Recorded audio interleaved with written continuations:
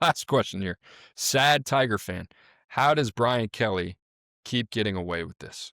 Mm. Sad Tiger fan, also known as my friend Jack Zarang, he texted me this question about 5 seconds after I tweeted it. And if you don't know what Jack is talking about, he's talking about Brian Kelly being 5-10 against ranked opponents since he has arrived on campus in Baton Rouge. It's always LSU, guys. We always end up on LSU. But I think LSU is in a interesting spot between Scott Woodward and Brian Kelly because this is the marriage that they have chosen.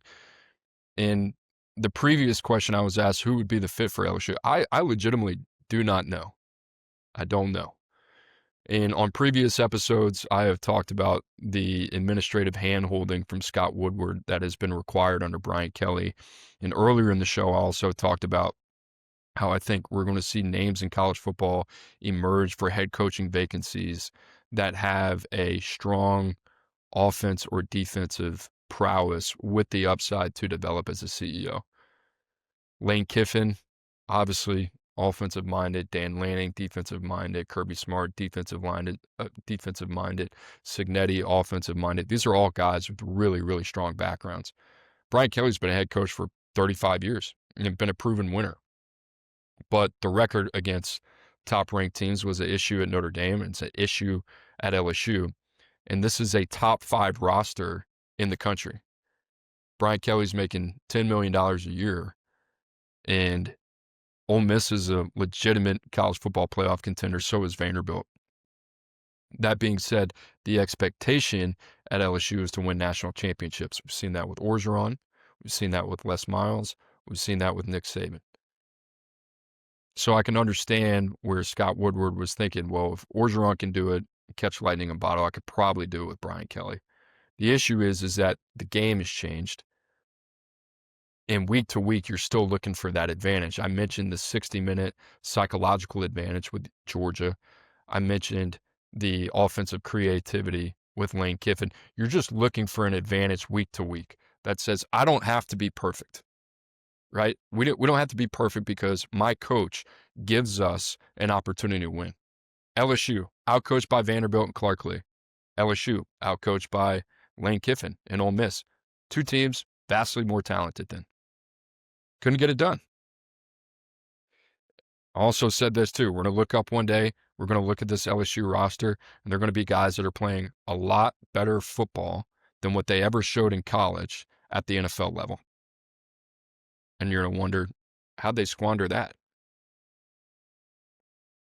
So I think LSU is stuck with Brian Kelly. I know that sounds morbid, very negative and pessimistic, but what I think is going to happen here, if I just had to put on my tinfoil hat, is that LSU will go 9-4 and they'll make a change at offensive coordinator. They'll make a change at offensive line. Scott Woodward will once again be very involved with going out and spending a lot of money on the next best offensive mind in college football, along with the offensive line coach.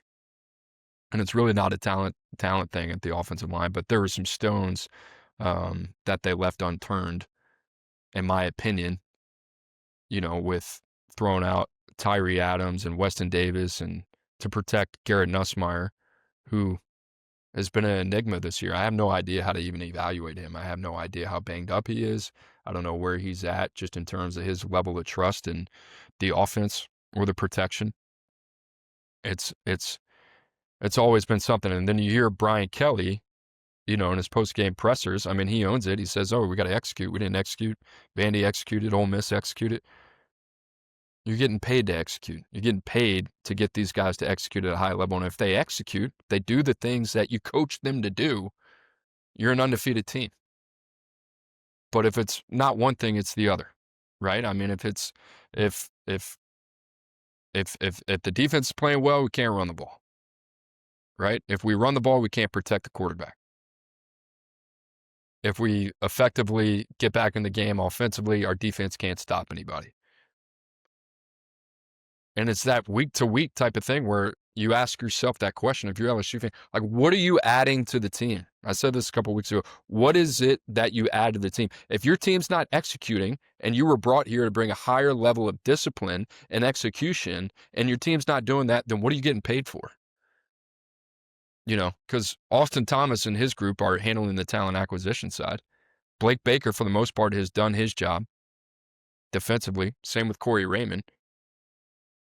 What are you doing? What value are you adding? You can't run the ball? You can't develop offensive line play at LSU? You can't put together an effective passing game with Garrett Nussmeier and all those weapons you have? What are you doing? And on top of it, when you do go make changes in the offseason, somebody else is going to make those hires for you. So what is it that you were doing? Last thing here, I expect LSU to address all the symptoms of their issues except the main one. And I'm not advising LSU to make a change at head coach. I'm just saying, to be a CEO in today's college football, you have to have a level of critical thinking and thinking ahead and putting people around you that get it and that understand it and that can cover your blind spots. And LSU is constantly working to cover Brian Kelly's blind spots. And one or two can sink you. And they had two this year. Play calling, offensive line. And who's the dude to challenge you to say, Coach, hey, man, we got to win this year? I don't know. Listen, if Tyree Adams or Weston Davis goes and beats out one of these proven tackles that we bring in and, we spend it 1.2 on, so be it. That's a good problem for us. Oh, we're good. No, you're not. And those are legitimate teams that they lost to, but the expectation at LSU is to win. And, the other thing, I don't know if it means anything or not. It's just me as an observer. LSU is not an enjoyable brand of football to consume. I went to that South Carolina game, ugly, not fun, not enjoyable. It's like, how do we just get out of here with a win? Florida, same way. They're the same team that they were week 1 against Clemson. And Clemson's not a good team. But we got fooled on all that. So, yeah, LSU, Brian Kelly stuck with each other. And, I think it's 9-4, 10-3. See, maybe they can make the playoffs. Not this year. They're not good enough.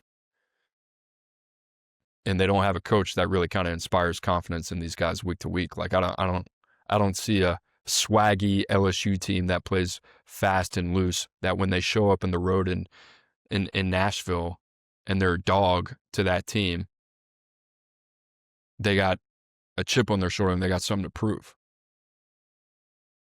Hey guys, Coop here. We're going to get back to the video, but before we do that, help us grow the show by liking and subscribing. It costs you absolutely nothing, and it helps us a ton. We appreciate you being here. Let's get back to it. And if you can't see me on camera right now, I'm shaking my head. LSU needs a fire breather, and those guys are really hard to find. And, I'm not saying press eject, but for 3.5 years, I've been saying, all right, let's see it, let's see it, let's see it. This is the year to see it. And there's 2 losses midway through October. And it's like, all right, I'm getting to the point where we've collected enough data. Got a pretty good feel on this, which way it's going.